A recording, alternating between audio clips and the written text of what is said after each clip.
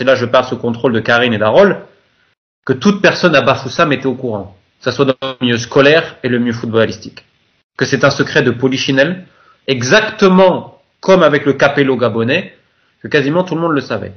Donc en fait, si tu veux, après, je suis remonté petit à petit avec d'autres victimes, ou autres personnes qui ont refusé les avances de Capello, qui a quand même fait énormément d'avances à plein de jeunes, notamment pour récupérer le sperme, parce que c'est moi, ce qui m'a particulièrement choqué, c'est le trafic de sperme qui se fait.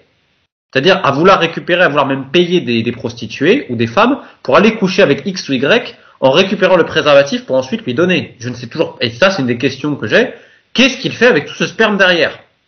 Ouais, salut la famille, j'espère que vous allez bien.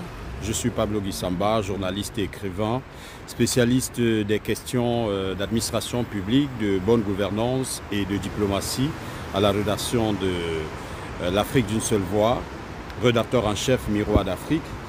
Juste vous informer que notre grand débat consacré à la dénonciation du réseau pédocriminel qui gangrène le football africain a été réalisé. Nous avons pris pour ce premier épisode le cas du Cameroun et pour l'occasion j'ai reçu pour en parler M. Romain Molina. Romain Molina est un journaliste d'investigation d'origine française et il est écrivain également, auteur de plusieurs enquêtes.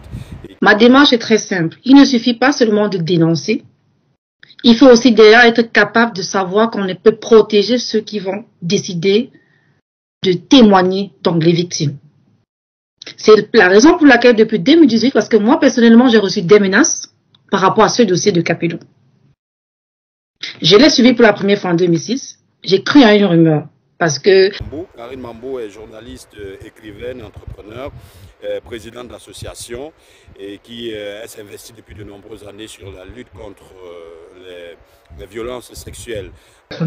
C'est le réseau pédophile qu'il faut neutraliser. Mais eux, avec ce qui s'est notamment passé au Gabon, ils se disent en fait que si on touche le réseau, puisque d'après les informations qu'on a, le cœur du réseau est même implanté à l'Africa Foot.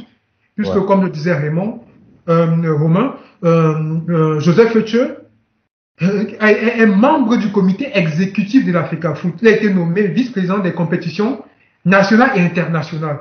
Et c'est le parrain de Capello, c'est lui qui protège Capello. Donc vous voyez donc que le réseau est au cœur de l'Africa Foot. Ils se disent forcément que si on réussit en fait à démanteler le réseau, ils se disent que l'Africa Foot doit tomber. C'est donc pour cela en fait qu'ils essaient en fait de nous distraire, de nous éloigner du sujet à chaque fois. On va essayer de monter des affaires comme ils essayaient de monter sur Romain, comme ils essayaient de procéder avec Karine, pour essayer de nous discréditer. Alors, Harold Ketch également était des nôtres. C'est un journaliste culturel, écrivain, qui lui également, à travers de nombreuses associations, s'investit dans la lutte contre les violences sexuelles faites sur mineurs. Voilà. Donc le rendez-vous est pris pour le lundi 2 janvier 2023 à 17 h, heure de Paris, sur toutes les plateformes retenues pour cette diffusion. Ne l'oubliez jamais, nul n'a le droit d'être heureux tout seul. Soyez heureux et rendez votre bonheur contagieux. On est ensemble.